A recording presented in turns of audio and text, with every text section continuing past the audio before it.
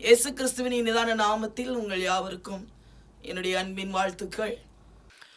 ஆண்டுடைய வார்த்தை இந்த மாதத்திலே என்னவென்றால், கர்த்தர் நம்மை ஆசீர்வதிக்கிற தேவன். ஆசீர்வாதம் அது ஒரு பெரிய ஒரு கிருபை. அந்த ஆசீர்வாதத்தை நாம் எப்படி பெற்றுக்கொள்வது? ஆசீர்வாதம், ஆண்டவருடைய ஆசீர்வாதம் நமக்கு வேண்டுமென்றால் நாம் எப்படி இருக்க வேண்டும் என்பதை குறித்து தான் நான் உங்களோடு கூட பகிர்ந்து கொள்ள ஆசைப்படுகிறேன். நீதிமொழிகள் 10வது அதிகாரம் 22வது வசனத்தை பார்த்தீங்கன்னா, கர்த்தரின் ஆசீர்வாதமே ஐஸ்வர்யத்தை தரும், அதனோட கூட அவர் வேதனையை கூட்டார். பாருங்க, கர்த்தர் நம்மை ஆசீர்வதிக்கிற தேவன். பிதாவாகிய தேவன் நம்மை ஆசீர்வதிக்கிறவர். அவர் ஆதாம் ஏவாளை உருவாக்கி எல்லாவற்றையும் ஆண்டு கொள்ளுங்கள் என்று சொல்லி அவர்களை ஆசீர்வதித்தார். அதேபடி பார்த்தீங்கன்னு சொன்னா, நம்முடைய ஜீசஸ் அவர் நம்முடைய சாபங்களை எல்லாம் நீக்கி அந்த ஆபிரகாமின் ஆசீர்வாதம் நமக்கு கிடைக்கும்படியாக அவர் நமக்காக சிலுவையிலே அவர் மரித்தார். அவர் மூலமாக நமக்கு ஆசீர்வாதத்தை அவர் கட்டளையிட்டிருக்கிறார். மட்டுமல்லாமல் பரிசுத்த ஆவியானவர் நமக்கு ஆவிக்குரிய ஆசீர்வாதங்கள் எல்லாவற்றையும் கொடுக்கும்படியாக அவர் நமக்குள்ளே ஊற்றப்பட்டிருக்கிறார். இன்றைக்கு நம்ம பார்க்கும் பொழுது, பிதாவாகிய தேவன் அவர் நம்மை ஆசீர்வதிக்கிறவர், ஜீசஸ் ஆசீர்வதிக்கிறவர், பரிசுத்த ஆவியானவர் நம்மை ஆசீர்வதிக்கிற தேவனாக இருக்கிறார். ஹல்லேலூயா.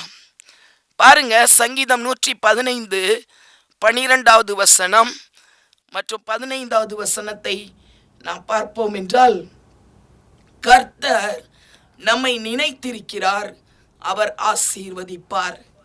அவர் இஸ்ரவேல் குடும்பத்தாரை ஆசீர்வதிப்பார். அவர் ஆரோன் குடும்பத்தாரை ஆசீர்வதிப்பார். வானத்தையும் பூமியும் படைத்த கர்த்தராலே நீங்கள் ஆசீர்வதிக்கப்பட்டவர்கள். ஹல்லேலூயா, ஹல்லேலூயா. அவர் நம்மை நினைத்திருக்கிறார். கர்த்தர் நம்மை நினைக்க வேண்டும். அவர் நம்மை நினைத்து ஆசீர்வதிக்கிற தேவன். அவர் நம்மேல் நினைவாயிருக்கிற தேவன். கர்த்தர் நம்மை நினைத்திருக்கிறார், அவர் ஆசீர்வதிப்பார். அவர் இஸ்ரவேல் குடும்பத்தாரை ஆசீர்வதிப்பார்.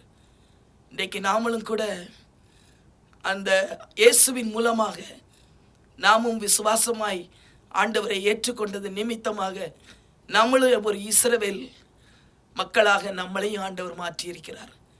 நாம் புறஜாதிகளாக இருந்தாலும் நாம் விசுவாசத்தில் ஆண்டவரோடு கூட ஜீசஸ் மூலமாக நாமும் அந்த இஸ்ரவேல் பிள்ளைகளாக நம்ம மாற்றப்பட்டு இருக்கிறோம். அவர் ஆரோன் குடும்பத்தாரை ஆசீர்வதிப்பார். ஆரோன் குடும்பம் அது லேவியின் குடும்பம், கர்த்தருக்காக ஊழியம் செய்கிற குடும்பம். அப்போ ஆண்டவர் ஊழியம் செய்கிற பிள்ளைகளை, குடும்பத்தாரை அவர் ஆசீர்வதிக்கிற தேவனாயிருக்கிறார். நாம் ஊழியம் செய்கிறோம், ஆரோன் குடும்பத்தாரை அவர் ஆசீர்வதிப்பார். வானத்தையும் பூமியையும் படைத்த கர்த்தராலே நீங்கள் ஆசீர்வதிக்கப்பட்டவர்கள். சர்வ வல்லமை உள்ளவர் நம்மை ஆசீர்வதிக்கும்படியாக அவர் இறங்கி வந்து இருக்கிறார். கர்த்தராலே நீங்கள் ஆசீர்வதிக்கப்பட்டவர்கள். ஹல்லேலூயா, ஹல்லேலூயா. என்னாகமம் 24:1 பார்த்தீங்கன்னா, இஸ்ரவேலை ஆசீர்வதிப்பதே எனக்கு பிரியம்னு சொன்னார். அவர் ஆசீர்வதிக்கிற தேவனாயிருக்கிறார். இன்றைக்கும் உங்களுக்கு ஏதாவது ஐயோ எனக்கு அந்த ஆசீர்வாதம் கிடைக்கலையே அப்படின்னு சொல்லி நீங்கள் வந்திருந்தீங்கன்னா, நிச்சயமாக ஆண்டவர் உங்களை ஆசீர்வதித்து அனுப்ப போகிறார். எங்கள் பீல் மக்கள் எவ்வளவாய் சாபத்துக்குள்ளே இருந்தாங்க. சாப்பிட்றது கூட ஒன்றும் கிடையாது. அவங்க அப்படிப்பட்ட நிலைமையில் இருந்தவங்களை இன்னைக்கு ஆண்டவர் எவ்வளவாய் ஆசீர்வதித்திருக்கிறார். நீங்கள் ஆரோனுடைய குடும்பம், கர்த்தருக்கு ஊழியம் செய்கிற பிள்ளைகள், நம்மை ஆண்டவர் ஆசீர்வதிப்பார். அவர் நம்மை நினைத்து ஆசீர்வதிப்பார். கர்த்தராலே நீங்கள் ஆசீர்வதிக்கப்பட்டவர்கள். ஹல்லேலூயா, ஹல்லேலூயா. பாருங்க, 2 விதமான ஆசீர்வாதம். ஆண்டவர் நமக்கு தருகிறார். ஒன்று, உலக பிரகாரமான ஆசீர்வாதத்தை நம்ம எல்லாரும் நினைப்போம். சரி, ஆண்டவர் உலக பிரகாரமான ஆசீர்வாதத்தினாலும் நம்மை அவர் ஆசீர்வதிக்கிற தேவன். அடுத்தது ஒரு ஆசீர்வாதம், ஆவிக்குரிய ஆசீர்வாதம். இந்த ஆசீர்வாதத்தையும் ஆண்டவர் நமக்கு தருகிறார். 2 விதமான ஆசீர்வாதம் தேவன் நமக்கு தரும்படியாக இந்த காலை வேளையிலே நம் மத்தியிலே இறங்கி வந்திருக்கிறார். பிரியமானவர்களே, யாரை ஆசீர்வதிப்பார் என்று சொல்லி நாம் சில காரியங்களை பார்க்க போகிறோம். ஹல்லேலூயா. முதலாவது பார்க்கலாமா? யாத்ராகமத்தில் 20வது அதிகாரம் 24வது வசனத்தில் கடைசி பாகத்தை நாம் பார்த்தோம் என்றால், ஆண்டவர் மோசையை பார்த்து ஆண்டவர் சொல்லுகிற காரியம், நான் என் நாமத்தை பிரஸ்தாபப்படுத்தும் எந்த ஸ்தானத்திலும் உன்னிடத்தில் வந்து உன்னை ஆசீர்வதிப்பேன். எகிப்திலிருந்து விடுதலையாகி வந்ததுக்கு அப்புறம் அவன் ஆண்டவருக்காக அந்த ஆசரிப்பு கூடாரத்தை கட்டுகிறான். அங்கு ஆண்டவருக்காக அவன் காத்திருக்கிறான். அந்த பலிபீடத்தில் ஆண்டவருடைய வல்லமை இறங்கி வருகிறது. பாருங்க, அவருடைய நாமத்தை ஆண்டவர் பிரஸ்தாபப்படுத்துகிற ஒரு இடமாக அந்த இடத்தை மோசே மாற்றுகிறான். கர்த்தர் இங்கு இருக்கிறார், கர்த்தர் இங்கு இறங்கி வருகிறார் என்பதை அவன் உறுதிப்படுத்தும் வண்ணமாக அவன் செய்த காரியங்கள் அது மிகவும் ஆசீர்வாதமான ஒரு காரியம். அந்த இடத்துல ஆண்டவர் இறங்கி வருகிறார். அவர் இறங்கி வந்து யாரை ஆசீர்வதிப்பாராம்? நம்ம தான் ஆசீர்வதிப்பார். பாருங்க, அவர் அந்த சொல்ற வசனம், என் நாமத்தை பிரஸ்தாபப்படுத்தும் எந்த ஸ்தானத்திலும் உன்னிடத்தில் வந்து உன்னை ஆசீர்வதிப்பேன். அவருடைய நாமத்தை பிரஸ்தாபப்படுத்துகிறவர்களை ஆண்டவர் ஆசீர்வதிப்பார். எந்த ஸ்தானமா இருந்தாலும் சரி, நீ கோயிலில் போய் அவருடைய நாமத்தை மகிமைப்படுத்தினாலும் பரவாயில்லை, உன்னுடைய வீட்டில் இருந்து நீ ஆண்டவருடைய நாமத்தை பிரஸ்தாபப்படுத்தினாலும் பரவாயில்லை, வெளியே மற்றவர்கள் மத்தியில் ஆண்டவரை குறித்து பேசும் பொழுது, அவருடைய நாமத்தை நீ பிரஸ்தாபப்படுத்தும் பொழுது, அவர் அந்த ஸ்தானத்தில் வந்து உன்னை ஆசீர்வதிப்பார். அப்போ நம்ம கர்த்தருடைய நாமத்தை பிரஸ்தாபப்படுத்த வேண்டும். அவரே உயர்ந்தவர், அவரே சிறந்தவர், அவரே மகிமைக்குரியவர், அவரே உயர்ந்தவர் என்று சொல்லி கர்த்தருடைய நாமத்தை நாம் உயர்த்தும் பொழுது, அவருடைய நாமத்தை நாம் மகிமைப்படுத்தும் பொழுது, அவர் அந்த ஸ்தானத்தில் வந்துருவார். இறங்கி வந்து அவர் நம்மை ஆசீர்வதிப்பார். மோசே இன்னைக்கு மக்களை விடுதலையாக்கி கொண்டு வந்து அவங்க எல்லாம் எகிப்தில் அடிமையாக இருக்கும் பொழுது கர்த்தரை அவங்க ஆராதிக்கவே முடியல. ஆனால் மோசே வந்து அவங்களை எல்லாருக்கும் நம்முடைய தேவன் தான் யெகோவா, அவர் தான் கர்த்தர் என்பதை அவர் பிரகடனப்படுத்தினதை நம்ம பார்க்க முடிகிறது. பிரியமானவர்களே, அந்த ஸ்தானத்தில் ஆண்டவர் வந்து மக்களை, இஸ்ரவேல் மக்களை ஆண்டவர் ஆசீர்வதிக்கிறார். இன்றைக்கும் நம் ஆண்டவருடைய நாமத்தை நாம் பிரஸ்தாபப்படுத்த வேண்டும், மற்றவர்களுக்கு அறிவிக்க வேண்டும், அவருடைய நாமத்தை உயர்த்த வேண்டும், அவரை ஆராதிக்க வேண்டும். அவரை துதித்து மகிமைப்படுத்தும் பொழுது ஆண்டவர் அந்த ஸ்தானத்திலே அவர் இறங்கி வந்து நம்மை ஆசீர்வதிப்பார். ஹல்லேலூயா, ஹல்லேலூயா. இரண்டாவது நாம் பார்ப்போம் என்றால், நீதிமொழிகள் 10வது அதிகாரம் 6வது வசனம். நீதிமான்களுடைய சிரசின் மேல் ஆசீர்வாதம் தங்கும். ரெண்டாவது, நம்ம நீதிமான்களாக நம்ம இருக்கணும். அதைத்தான் ஆண்டவர் விரும்புகிறார். நீதிமான்களை ஆண்டவர் ஆசீர்வதிக்கிற தேவனாயிருக்கிறார். பாருங்க, 1 சாமுவேல் 24வது அதிகாரம் 17வது வசனத்தை நம்ம பார்க்கும் பொழுது இதுல ஒரு காரியத்தை நம்ம பார்க்கலாம். சவுல் தாவீதை பார்த்து அவர் சொல்லுகிறார். என்ன சொல்லுகிறார் தெரியுமா? நீ நீதிமான், நீ எனக்கு நன்மை செய்தாய், நானும் உனக்கு தீமை செய்தேன். ஒரு சவுல் ராஜா, இஸ்ரவேலின் முதல் ராஜா. அந்த ஒரு ராஜா தாவீதை பார்த்து சொல்லுகிற ஒரு வசனம் தான் இந்த வசனம். பாருங்க, தாவீதை பார்த்து சொல்றாராம், நீ நீதிமான், நீ எனக்கு நன்மை செய்தாய், நானும் உனக்கு தீமை செய்தேன். அப்ப நீதிமான் யார் தெரியுமா? யாராவது நமக்கு தீமை செய்தாலும் கூட அவங்களுக்கு நன்மையை நம்ம செய்யணும். அப்பதான் நீ நீதிமான் சொல்லி உன்னை ஆண்டவர் அழைக்க முடியும். சிலர் சொல்லி நமக்கு தீமை செய்வாங்க, அதையே மனசுல வச்சிட்டு இருப்போம். ஐயோ, இவங்க எனக்கு இப்படி பண்ணிட்டாங்களே. பண்ணினது உண்மைதான், ஆனா அதையே சொல்லிக்கொண்டே நம்ம இருந்தோம்னு சொன்னா நம்ம நீதிமானா மாறவே முடியாது. பிரியமானவர்களே, யாராவது நமக்கு தீமை செய்தாங்கன்னா அதுக்கு பதிலாக அவங்களுக்கு நீங்க நன்மையை செய்யுங்க. யாருக்கும் ஒருவருக்கும் அநியாயம் செய்யாமல் நம்ம நீதிமானாய் வாழணும். அதைத்தான் அன்னைக்கு தாவீது செய்தார். சவுல் ராஜா எவ்வளவாய் தாவீதை விரட்டி அவரை கொல்லுவதற்கு அதிகமான பிரயாசப்பட்டார். பின்னாடியே வந்துட்டு இருந்தார். அவருக்கு நல்லா தெரியும் தாவீதுக்கு, சவுல் ராஜா என்னை விட மாட்டார், அவர் என்னை அடித்து கொண்டே போடுவார், அவர் என்னை அழிக்கும்படியாக திட்டம் வைத்திருக்கிறார், நான் எப்படி தப்பிக்கிறது அவருக்கு நன்றாக தெரியும். என்றாலும் கூட அவர் சவுலுக்கு அவர் உண்மையுள்ளவராய் இருந்தார். ஒரு முறை சவுலை அவர் கொல்லுவதற்கு நல்ல ஒரு தருணம் கிடைத்த பொழுதிலும் கூட தாவீது அமைதியாக அவன் இருந்தார். கர்த்தரால் அபிஷேகம் பண்ணப்பட்டவர், அவர் மீது என் கையை போடக்கூடாதுன்னு சொல்லி அவன் அமைதியாக இருந்தாரே, அவன் ஒரு நீதிமான். யாராவது நமக்கு தீமை செய்தாலும் கூட அதை மனதிலே வைத்து கொண்டே இருக்காதீர்கள்.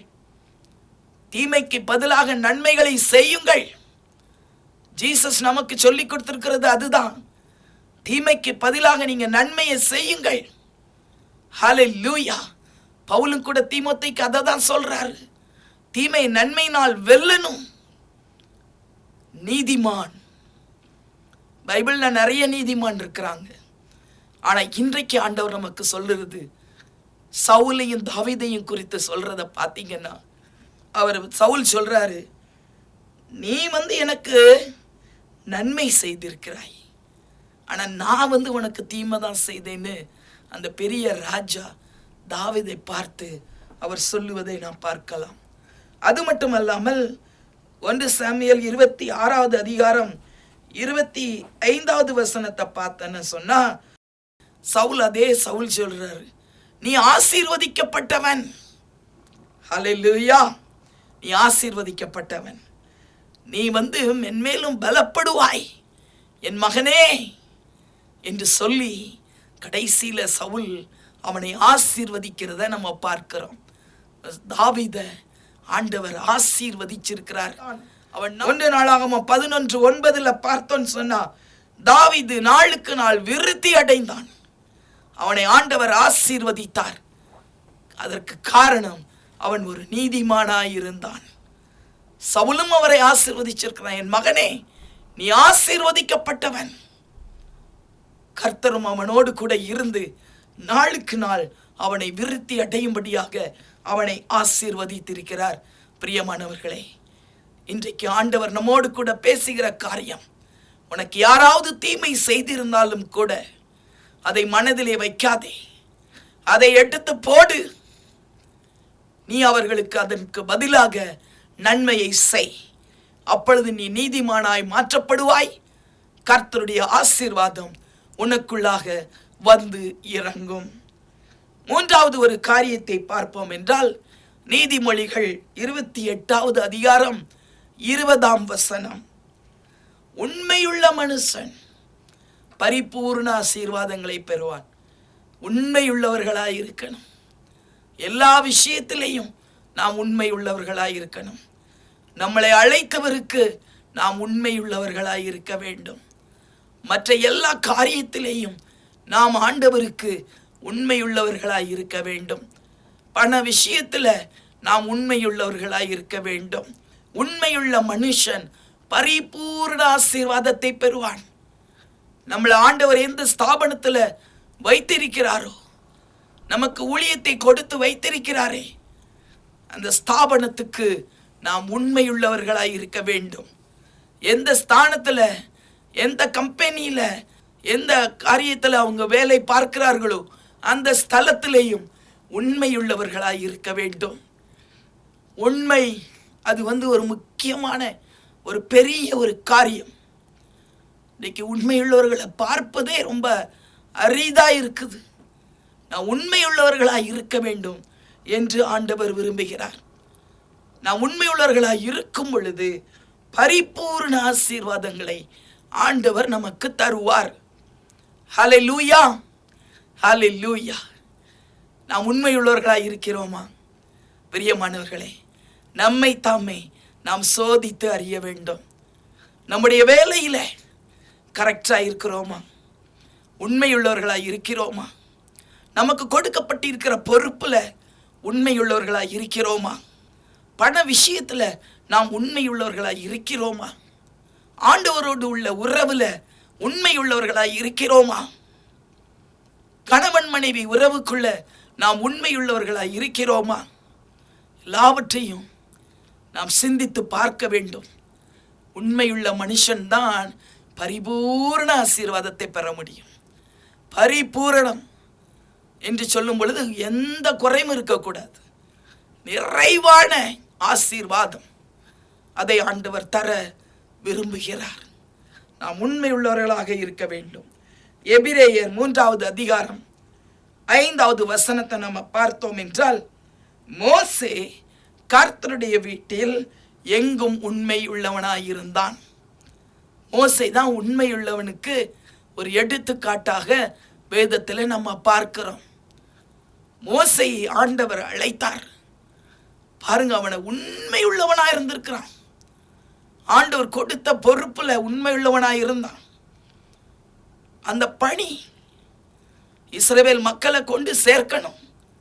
எவ்வளவோ கஷ்டங்கள், எவ்வளவோ அந்த மக்கள் எதிர்ப்பு. அவனை கல்லெறிய கூட வந்தாங்க, சத்தம் போட்டாங்க, திட்டுனாங்க, எவ்வளவோ சமாளிச்சான், முறுமுறுத்தாங்க. எல்லா விஷயத்திலையும் அவன் பொறுத்து அவன் உண்மையுள்ளவனாய் இருந்திருக்கிறான். அதான் மோசே கர்த்தருடைய வீட்டில் எங்கும் உண்மையுள்ளவனாய் இருந்தான். எங்கும் கர்த்தருடைய வீடு, அதுதான் ஆண்டவர் கொடுத்திருக்கிற பொறுப்பு. அதில் உண்மை உள்ளவர்களாய் நாம் இருக்கும் பொழுது நாம் பரிபூர்ண ஆசீர்வாதத்தை பெற்றுக்கொள்ள முடியும். அன்றைக்கு மோசே அவன் பரிபூர்ண ஆசீர்வாதத்தை அவன் பெற்றுக்கொண்டிருக்கிறான். அவனுடைய குடும்பம் மட்டுமல்ல, இஸ்ரவேல் குடும்பம் எல்லாரையும் ஆண்டவர் ஆசீர்வதிச்சார். ஆண்டவர் இஸ்ரவேல் மக்களை பாலும் தேனும் ஓடுகிற அந்த கானான் தேசத்தில் கொண்டு போய் வைத்திருக்கிறார். ஹல்லேலூயா! எவ்வளோ பெரிய ஆசீர்வாதம் பாருங்க. பரிபூர்ண ஆசீர்வாதத்தை ஆண்டவர் கட்டளையிட வேண்டும் என்றால் நாம் உண்மையுள்ளவர்களாய் இருக்க வேண்டும். 4வது ஒரு காரியத்தை நாம் பார்க்கலாம். பாருங்க, கீழ்ப்படிதல். நாம் கீழ்ப்படிதல் உள்ளவர்களாய் இருக்கும் பொழுது ஆண்டவர் நம்மை ஆசீர்வதிக்க முடியும். ஆதியாகமத்தில் நம்ம பார்க்கலாம். 22வது அதிகாரம் 18வது வசனத்தை நம்ம பார்த்தோம் என்றால், ஆபிரகாமை குறித்து அதில் எழுதப்பட்டிருக்கு. நீ என் சொல்லுக்கு கீழ்ப்படிந்தபடியால் உன் சந்ததிக்குள் பூமியில் உள்ள சகல ஜாதிகளும் ஆசீர்வதிக்கப்படும். நீ என் சொல்லுக்கு கீழ்ப்படிந்தபடியால். முதலாவது நம்ம பார்த்தோம் என்றால், ஆபிரகாமை ஆண்டவர் அழைக்கிறார். அவருடைய தகப்பன் வீடு எல்லாவற்றையும் விட்டுட்டு, சொந்த தேசத்தெல்லாம் விட்டுட்டு அவர் வரணும். ஹல்லேலூயா! ஆண்டவர் ஆபிரகாமை அழைக்கிறார். அழைத்த உடனே அவன் உடனே ஆண்டவருக்கு கீழ்ப்படுகிறான். எபிரேயர் 11:8 பார்த்தீங்கன்னு சொன்னா, அவன் கீழ்ப்படிந்து, ஆண்டவர் சொன்ன உடனே அவர் கீழ்ப்படிந்து தான் போகிற இடம் என்னதென்று அறியாமல் அவன் புறப்பட்டு போனான். பாருங்க, கீழ்ப்படிதல். ஆண்டுடைய வார்த்தைக்கு கீழ்ப்படியும் பொழுது அவர் நம்மை ஆசீர்வதிக்கிறார். நீ எல்லாவற்றையும் விட்டுட்டு காண்பிக்கிற அந்த தேசத்துக்கு நீ வா என்று ஆண்டவர் சொன்னாரே. அவனுடைய தகப்பனார் அவர் விக்கிரகங்களை அவன் செய்து விற்கிற ஒரு தொழிலை செய்தவர் தேராக.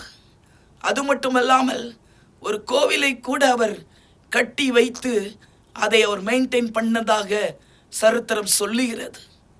அப்படிப்பட்ட ஒரு குடும்பம், அந்த குடும்பத்தில் இருந்துதான் ஆண்டவர் அந்த ஆபிரகாமை தனியாக பிரித்தெடுக்கிறார். நான் உன்னை பரிசுத்த ஜாதியாக நான் மாற்ற விரும்புகிறேன், உன்னை எனக்கு சொந்த ஜனமாக நான் மாற்ற விரும்புகிறேன், நீ எல்லாவற்றையும் விட்டு வா. அந்த நாட்கள்ல ஆண்டவர்னா யாருன்னு கூட ஒழுங்கா தெரியாத ஒரு நாட்கள். ஆனால் ஆபிரகாம் அவர் அப்படியாக ஆண்டவரை சத்தத்தை கேட்டு உடனடியாக கீழ்ப்படுகிறான். ஆண்டவரே நான் வர்றேன் ஆண்டவரே. பாருங்க, அவ்வளவு ஒரு கீழ்ப்படிதல். எங்க போறோன்னு தெரியாது, அவன் அறியாம புறப்பட்டு போனான். நாங்களும் கூட பீல் மக்கள் மத்தியில வரும் பொழுது அதே தான். ஆண்டவர் வில்லம்பு வைத்திருக்கிற மக்களை காட்டி இந்த ஜாதியை தான் உங்களுக்கு தரப்போகிறேன்னு சொன்னது தான் சரி என்று சொல்லி புறப்பட்டு வந்தோம். ஒன்றும் தெரியாது, தமிழ் பேசுறதுக்கு யாரும் கிடையாது, பாஷையும் எங்களுக்கு தெரியாது, எங்க போகணும்னு தெரியாது. எங்களுக்கு பரோடாக்கு டிக்கெட் தந்தாங்க, ஆனா எங்க போகணும், பரோடால போய் அங்கிருந்து எப்படி போகணும், இந்த பீல் மக்கள் எங்க இருக்கிறாங்க குஜராத்தில் அது கூட தெரியாது. ஆனா நாங்க புறப்பட்டு போனோம். ஒண்ணுமே தெரியாமல் ட்ரெயின்ல போய் உட்கார்ந்து இருக்கிறோம்.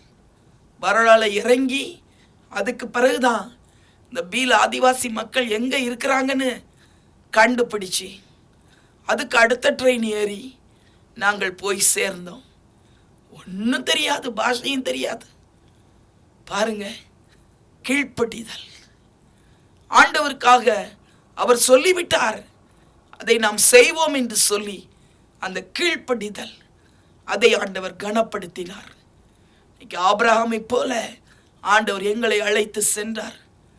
இன்றைக்கு அதே மாதிரி ஆண்டவர் இந்த தேசத்தை, இந்த பகுதிகளை, ஆண்டவர் இந்த பீல் மக்கள் வாழுகிற அந்த பகுதியை எங்கள் கரத்திலே கொடுத்திருக்கிறார். நான் எப்பொழுது சொல்லுவேன், இதுதான் ஆண்டவர் எங்களுக்கு கொடுத்திருக்கிற கானான் என்று சொல்லுவேன். எப்பொழுதெல்லாம் ஊருக்கு வர்றோமோ, அப்புறம் ஊருக்கு வந்துட்டு திருப்பி நாங்கள் குஜராத்துக்கு வரும்போது சரி சரி நம்ம கானானுக்குள்ள நம்ம வந்துட்டோம் அப்படின்னு அவ்வளவு சந்தோஷமாக வருவோம். நிறைய பேருக்கு சவுத்துக்கு போனால் சந்தோஷமாக இருக்கும், ஆனால் எங்களுக்கு சவுத்துலேருந்து இங்கே வர்றதுன்னா அவ்வளோ சந்தோஷமாக இருக்கும். நான் அப்படி தான் சொல்லுவேன், கானானுக்கு புறப்பட்டாச்சு, அதுதான் ஆண்டவர் எங்களுக்கு கொடுத்த கானான்னு சொல்லுவேன். எங்களை ஆண்டவர் இந்த தேசத்தில் கொண்டு வந்து ஆண்டவர் ஆசீர்வதித்திருக்கிறார். எங்கள் மூலமாக இந்த பீல் மக்களை எல்லாரையும் ஆண்டவர் ஆசீர்வதித்து கொண்டு வருகிறார். ஆமென், அல்லேலூயா. அதெல்லாம் நிறைய காரியங்கள் இருக்குது. அவங்களுக்கு வீடு கூட இல்லாமல் இருந்தாங்க, ஒன்றும் இல்லாமல் இருந்தாங்க, ஒரு சின்ன சைக்கிள் கூட இல்லாமல் இருந்தாங்க. ஆனால் இன்றைக்கு அவங்கெல்லாம் 4 வீலர் கொண்டு வந்து ஜோம் பண்ணுறாங்க. உட்கார்றதுக்கு வீட்டில் உள்ள நுழையிறதுக்கு கூட இடம் இருக்காது. இன்றைக்கு அவங்கெல்லாம் பங்களா கட்டி இருக்கிறாங்க. கர்த்தர் எவ்வளவாய் ஆசீர்வதித்தார் பாருங்க. ஆபிரகாமையும் ஆண்டவர் அவ்வளவாய் ஆசீர்வதித்தார். வேதத்தில் நம்ம பார்க்கிறோம். ஆதியாகமம் 24:35 பார்த்தீங்கன்னு சொன்னா, கர்த்தர் என் எஜமானை மிகவும் ஆசீர்வதித்திருக்கிறார், அவர் சீமானாயிருக்கிறார், அவருக்கு ஆடுகள் மாடுகள் ஒட்டகம் கழுதை வேலைக்காரர்கள் வேலைக்காரிகள், அது மட்டுமல்ல வெள்ளியும் பொன்னும் ஆண்டவர் கொடுத்திருக்கிறார். ஆபிரகாம் அவர் ஆசீர்வதிக்கப்பட்டவர். பாருங்க, அவருக்கே தெரியாது அவருடைய மந்தைகள்லாம் எங்க இருக்குதுன்னு அவருக்கு தெரியாது. எல்லாம் ஒவ்வொருத்தங்க அவங்களுக்கு பொறுப்பா இருப்பாங்க. அவங்க கையில ஒப்பு கொடுத்துட்டாரு, நீ அந்த மந்தையை பார், நீ இங்க பாரு அப்படின்னு சொல்லி அந்த அளவுக்கு அவன் செல்வ சீமானாயிருந்தார். வேலைக்காரர்கள் வேலைக்காரிகள் எல்லாரையும் ஆண்டவர் கொடுத்தார். அவங்க தான் அதெல்லாம் பொறுப்பா பார்த்துக்கிடுவாங்க. இவ்வளவாய் ஆண்டவர் அந்த ஆபிரகாமை ஆசீர்வதித்திருக்கிறார். அதற்கு காரணம் என்னன்னு சொல்லி பார்த்தீங்கன்னா, ஆபிரகாமுடைய கீழ்ப்படிதல். அவன் முதல்ல அழைத்த உடனே என்ன இடம் போறேன்னு தெரியாம அவர் கீழ்ப்படிந்து புறப்பட்டு போனார். ரெண்டாவது காரியம், அவர் கீழ்ப்படிந்தது, இந்த சொந்த குமாரனை அவர் பலியிடுவதற்கு ஒப்பு கொடுத்தார் அல்லவா. எவ்வளவு அன்பு வைத்திருந்தார். ஆனால் பாருங்க, ஆண்டவர் அவனை கொண்டு வந்து நீ பலியிடுன்னு சொன்ன உடனே கீழ்ப்படிந்தார். கீழ்ப்படிந்து அவனை கொண்டு போய் பலியிடும்படியாக ஒப்பு கொடுத்தார். அந்த ஒப்பு கொடுத்ததை ஆண்டவர் பார்த்தார். அவருடைய கீழ்ப்படிதலை ஆண்டவர் பார்த்தார். பார்த்துட்டு தான் சொல்றாரு 26:4 பார்த்தீங்கன்னா, ஆபிரகாம் என் சொல்லுக்கு கீழ்ப்படிந்ததால் அவன் சந்ததியை நான் ஆசீர்வதிப்பேன். அவருக்கு மட்டும் இல்லை, அவருடைய சந்ததி ஈசாக்கையும் ஆண்டவர் ஆசீர்வதிப்பேன் அன்னைக்கு வாக்கு கொடுத்தார். பிரியமானவர்களே, நீங்க கீழ்ப்படியும் பொழுது உங்களுக்கும் ஆசீர்வாதம், உங்களுடைய சந்ததிக்கும் ஆசீர்வாதம். உங்களுடைய சந்ததி தலைமுறையாய் ஆசீர்வதிக்கப்படும். நீ கர்த்தருக்கு கீழ்ப்படிங்க. ஆண்டவர் சொல்கிற வார்த்தைக்கு கீழ்ப்படிங்க. வேதத்தை வாசிக்கும் பொழுது, வசனத்தின் மூலமாக அவர் நம்மோடு கூட பேசும் பொழுது ஒப்பு கொடுங்க, கீழ்ப்படியுங்கள். அவர் என்ன சொல்லுகிறாரோ அந்த சத்தத்துக்கு செவி கொடுத்து நாம் அதன்படி வாழும்படியாக நம்மை ஒப்பு கொடுப்போமா? கீழ்ப்படிங்க. உங்களுக்கு கொடுக்கப்பட்டிருக்கிற எஜமான்களுக்கு கீழ்ப்படியுங்கள். எல்லாவற்றிலும் நமக்கு கீழ்ப்படிதல் தேவை. நான் கீழ்ப்படியும் பொழுது ஆண்டவர் நம்மை ஆசீர்வதித்து அவர் உயர்த்துகிறவராய் அவர் இருக்கிறார். ஹல்லேலூயா. ஐந்தாவது ஒரு காரியத்தை பார்க்கணும் என்றால், கலாத்தியர் 3:9 பார்த்தால், விசுவாச மார்க்கத்தார் விசுவாசம் உள்ள ஆபிரகாமுடனே ஆசீர்வதிக்கப்படுகிறார்கள். பாருங்க, விசுவாச மார்க்கத்தாரை ஆண்டவர் ஆசீர்வதிப்பாராம். விசுவாசம் உள்ள ஆபிரகாமுடனே ஆசீர்வதிக்கப்படுகிறார்கள். பாத்தீங்களா? ஆபிரகாமை என்ன சொல்லுவாங்கன்னா, விசுவாசிகளின் தகப்பன். அவர் விசுவாசத்துல அவ்வளவு அவர் இருந்தவர், தேறினவர். அவர் விசுவாசமாய் புறப்பட்டு சென்றார். அவர் விசுவாசமாய் ஈசாக்கை பெற்றுக்கொண்டார். அங்க எந்த ஒரு இதுவும் இல்லை. சாராளுடைய கற்பம் செத்து போயிருச்சு.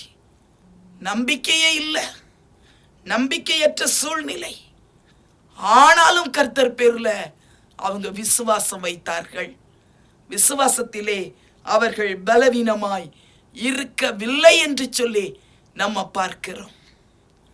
பாருங்க, அவங்க விசுவாசத்துல பலவீனமாவே இல்லையா.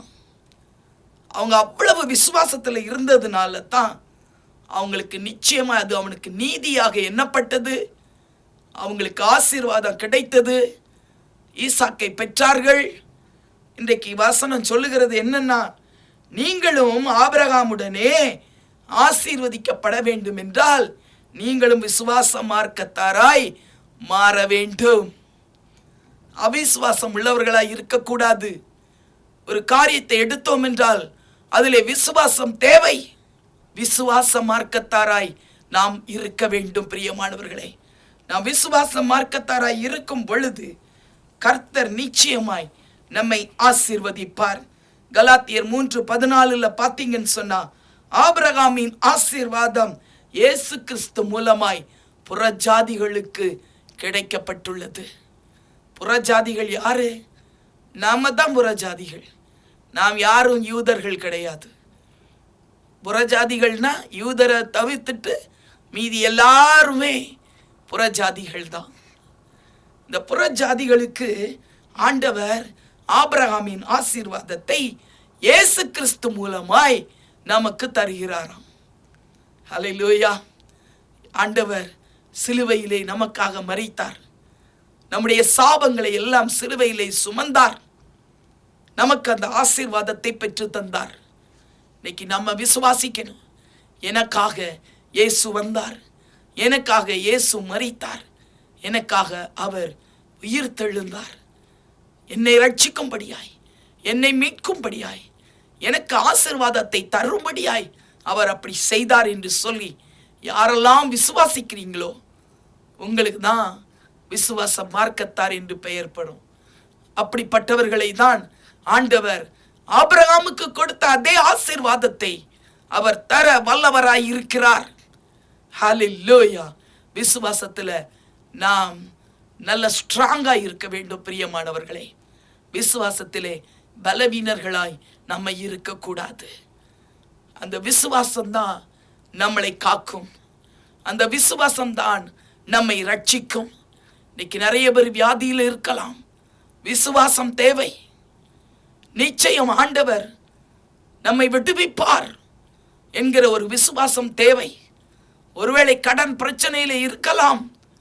நிச்சயம் ஆண்டவர் இந்த கடன் பிரச்சனையை மாற்றி போடுவார் என்று சொல்லி நாம் விசுவாசிக்க வேண்டும். பிசினஸ்ல தோல்வி, ஆனா விசுவாசிங்க, ஆண்டவர் நிச்சயமாய் ஜெயம் தருவார். என்ன ஆகுமோ என்று சொல்லி பயந்து போய் இருக்கிறீங்களா? கிறிஸ்துமஸ் வருகிறதே, என்ன செய்வோம் என்று சொல்லி இருக்கிற மக்கள் எல்லாருக்கும் விசுவாசித்தீர்கள் என்றால் தேவனுடைய மகிமையை காண்பீர்கள். விசுவாச மார்க்கத்தார் யாவரையும் தேவன் ஆபிரகாமுடனே கூட அவர் நம்மை ஆசீர்வதிக்கிறவராய் இருக்கிறார். ஹல்லேலூயா. ஆறாவது ஒரு காரியத்தை நாம் பார்க்க போகிறோம். கர்த்தர் நம்மோடு கூட இருப்பார். கர்த்தர் நம் மீது கிருபை வைத்தார் என்றால் நாம் நிச்சயமாய் ஆசீர்வதிக்கப்படுவோம். ஆதியாகமம் 39வது அதிகாரம் 5வது வசனத்துல பார்க்கலாம். 2வது வசனத்திலையும் நம்ம பார்க்கலாம். அதெல்லாம் பார்க்கும் பொழுது யோசேப்போடு கூட கர்த்தர் இருந்தார். யோசேப்போடு கூட கர்த்தர் இருந்தார். கர்த்தர் நம்மோடு கூட இருக்கணும் பிரியமானவர்களே. அவருக்கு நாம் இடம் கொடுக்கணும். கர்த்தர் நம்மை விட்டு போயிடக்கூடாது. போயிட்டாங்கன்னா அவ்வளவுதான், ஒண்ணுமே செய்ய முடியாது. ஆசீர்வாதமே இருக்காது, மாறாக சாபதான் வரும். அதனால கர்த்தர் நம்மோடு கூட இருக்கும்படியாக நாம் நம்முடைய வாழ்க்கை எப்பொழுதும் பரிசுத்தமாய் காத்துக்கொள்ள வேண்டும். அவர் நம்மோடு கூட இருக்கணும். அவரை விட்டுவிடக்கூடாது. யோசேப்போடு கூட கர்த்தர் இருந்தார். எகிப்தியன் வீட்டை ஆசீர்வதித்தாராம். பாருங்க, யோசேப்பு இருந்தாரு. அவன் இருக்கிற அந்த எகிப்தியனுடைய வீடு, போத்திபாருடைய வீடு, அதையே ஆசீர்வதிச்சிருக்கிறாரு. அப்ப அதுக்கு முந்தி போத்திபாருக்கு ஆசீர்வாதமே இல்லாம இருந்திருக்கு. ஆனா யோசேப்பு வந்த பிறகு அவருடைய வீட்டில் ஆசீர்வாதத்தை அவர் பார்க்கிறார். அந்த எகிப்தியனுடைய வீடு ஆசீர்வதிக்கப்பட்டு இருக்குது. அது மட்டுமல்ல, வீட்டிலும் வெளியிலும் ஆசீர்வாதம். நல்லா வாசித்து பாருங்க அந்த வசனங்களை. வீட்டிலையும் ஆசீர்வாதமா, வெளியிலையும் ஆசீர்வாதம் இருந்திருக்கு. இந்த ஆசீர்வாதம் யோசேப்பு மூலதான் வந்தது. அதுக்கு காரணம் யோசேப்போடு கூட கர்த்தர் இருந்தார். ஹல்லேலூயா, ஹல்லேலூயா. இன்னைக்கு கர்த்தர் நம்மோடு கூட இருந்தார் என்றால் நாம் தான் ஆசீர்வதிக்கப்பட்டவர்கள். பிரியமானவர்களே, நம்மோடு கூட கர்த்தர் இருக்கிறாரா? நம்ம அறிந்து பார்க்கணும், ஆராய்ந்து பார்க்கணும், சோதித்து பார்க்கணும்.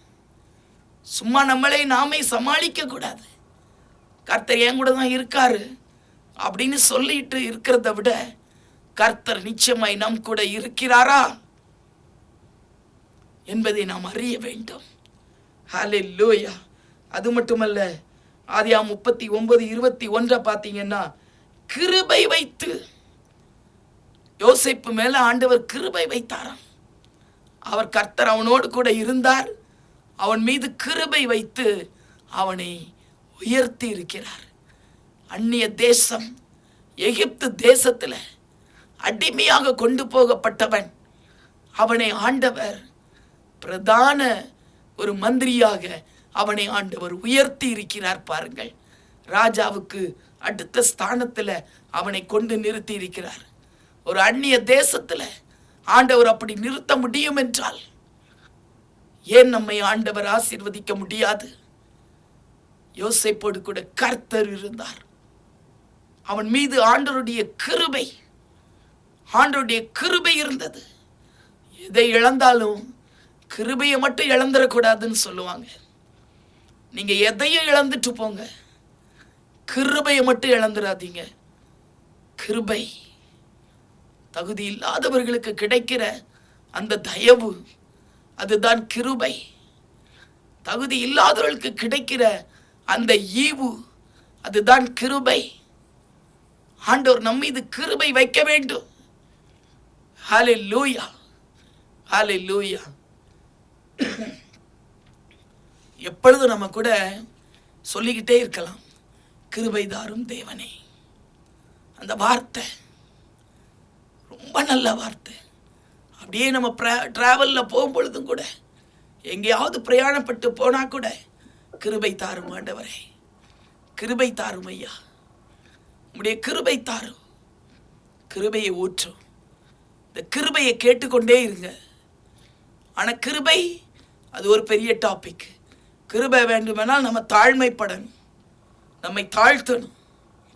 பெருமை உள்ளவர்களுக்கு ஆண்டவர் எதிர்த்து நிற்கிறார், தாழ்மை உள்ளவர்களுக்கு கிருபை அளிக்கிறார்.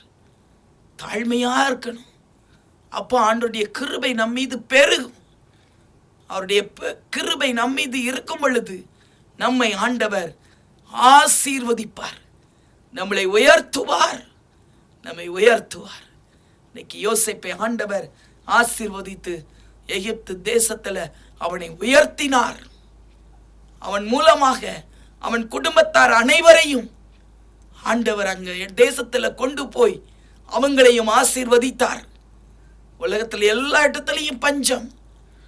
ஆனால் இஸ்ரவேல் மக்கள் 70 பேரை அவன் கூப்பிட்டு அங்கேயே அவங்களை வைத்து அவங்களுக்கு எல்லா ஆசீர்வாதங்களை கொடுத்து அவங்களை உயர்த்தி வைத்தானே.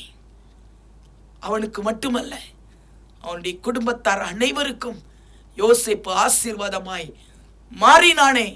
அதே போலதான் இன்னைக்கு ஆண்டவர் உங்களை ஆசீர்வதிப்பது மட்டுமல்லாமல் உங்கள் மூலமாக உங்கள் குடும்பத்தார் எல்லாரையும் கூட ஆண்டவர் ஆசீர்வதிக்கும்படியாக அவர் கிருபை செய்வாராக. 7வது ஒரு காரியத்தை பார்க்கலாம். சங்கீதம் 128 எல்லாருக்கும் தெரியும். அது முழு சங்கீதமே பார்த்தீங்கன்னு சொன்னா, இதோ கர்த்தருக்கு பயப்படுகிற மனுஷன் இவ்விதமாய் ஆசீர்வதிக்கப்படுவான் என்று எழுதியிருக்கிறத நம்ம பார்க்கிறோம். பாருங்க, கர்த்தருக்கு பயப்படுகிற ஒரு பயம் நமக்குள்ளே இருந்தால் நாம் ஆசீர்வதிக்கப்படுவோம். கர்த்தருக்கு பயப்படுகிற பயம் ஒவ்வொரு மனிதனுக்கும் தேவை,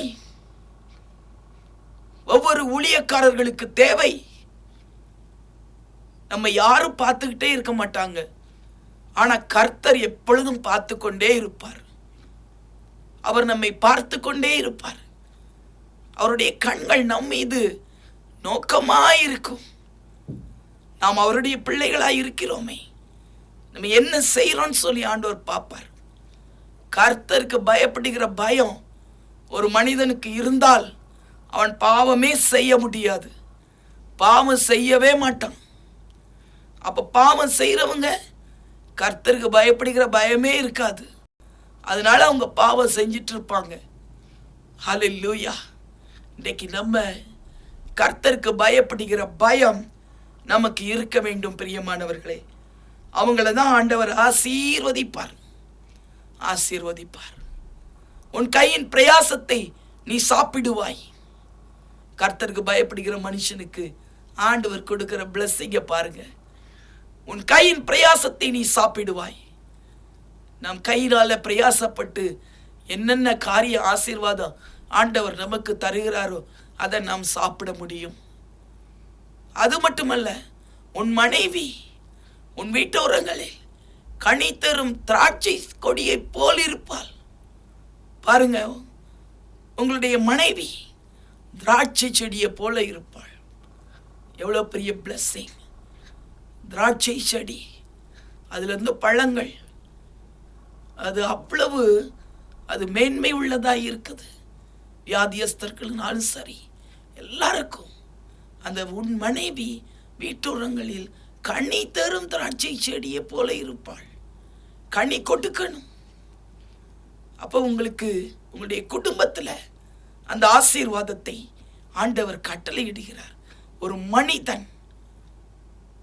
மனிதன் கர்த்தருக்கு பயப்படும் பொழுது நிச்சயமாய் அவளுடைய மனைவியை ஆண்டவர் ஒரு கனி தரும் திராட்சை செடியாக மாற்றுகிறார். ஹல்லேலூயா. அவள் மூலமாக உனக்கு blessing கிடைக்கும்.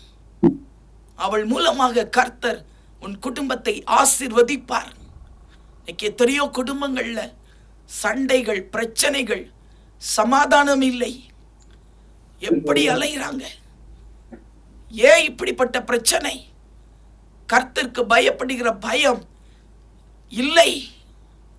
கர்த்தருக்கு பயப்படுகிற பயம் ஒரு குடும்பத்திலே இருந்தால் நிச்சயமாக அவளுடைய மனைவி கனி தரும் திராட்சை செடியை போல மாறுவாள். பிரியமானவர்களே, இதை கேட்டுக்கொண்டிருக்கிறவர்கள் யாராயிருந்தாலும் சரி, கர்த்தருக்கு பயப்படுகிற பயம் உங்களுக்குள்ளே இறக்கட்டும். அப்பொழுதுதான் உன் குடும்பத்திலே சமாதானம், அப்பொழுதுதான் உன் குடும்பத்திலே சந்தோஷம், உன் குடும்பத்திலே ஆசீர்வாதம் கிடைக்கும். உன் மனைவி கனி தரும் திராட்சை செடியை போல மாறுவாள். ஹல்லேலூயா. அது மட்டுமல்ல, உன் பிள்ளைகள் உன் பந்தியை சுற்றிலும் ஒலிவ மர கன்றுகளைப் போல் இருப்பார்கள். உன் பிள்ளைகள் ஒலிவ மர கன்று. ஒலிவ மரம், ஆலிவ் ஆயில் இன்னைக்கெல்லாம் நம்ம பார்க்கிறோம். ஒலிவ எண்ணெயை பார்க்கிறோம். இன்னைக்கு இஸ்ரேல் தேசத்தில் வந்தீங்கன்னா எல்லா இடத்துலையும் அந்த ஆலிவ் ட்ரீஸை நம்ம பார்க்க முடியும். எவ்வளவு விலை உயர்ந்த ஒரு ஆயில்! ஆலிவ் ஆயில் மாதிரி நம்பர் 1 ஆயில் வேற எந்த ஆயிலும் வராது பக்கத்தில். அவ்வளவு காஸ்ட்லியான ஒரு ஆயில். இன்னைக்கு எல்லாம் ஆலிவ் ஆயில் வேணும்னா அப்படியே ஃபாரின் தேசத்தை தான் எட்டி பார்க்கிறோம். ஆனால் இப்போ இங்கெல்லாம் வந்துருச்சு. என்றாலும் எல்லாம் ஒரிஜினலாக இருக்குதான்னு தெரியல. அதில் நிறைய டூப்ளிகேட் இங்கே வந்துடுது. ஒரிஜினல் ஆலிவ் ஆயில் அவ்வளவு அது அதில் மருத்துவ குணங்கள் அடங்கினது. அது பயங்கர காஸ்ட்லியானது. இப்போ உன் பிள்ளைகள் உன் பந்தியை சுற்றிலும் ஒலிவ மர கன்றுகளை போல் இருப்பார்கள்.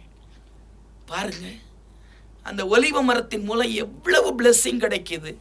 அதே மாதிரி தான் உன்னுடைய பிள்ளைகள் எழும்பி அவர்கள் மூலமாக உனக்கு ஆசீர்வாதம் உண்டாகும். அதைத்தான் சொல்லப்பட்டிருக்கு. அவர்கள் ஆசீர்வதிக்கப்பட்டவர்களாய் உன்னை சுற்றிலும் இருப்பாங்க. அதை நீங்க கண்கூடாய் பார்க்க முடியும். என் பிள்ளைகளை ஆண்டவர் ஆசீர்வதித்தார். ஹல்லேலூயா. எங்க அம்மா ரொம்ப கஷ்டப்பட்டாங்க அவங்க வாழ்க்கையில. எங்க அப்பா ரிட்டையர்ட் ஆகி அவங்களுடைய பணத்தை எல்லாம் கொண்டு போய் ஒரு தீப்பெட்டி தொழிற்சாலை ஆரம்பிக்க போனாங்க. அதில் அவ்வளோ பணமும் நஷ்டமாயிருச்சு.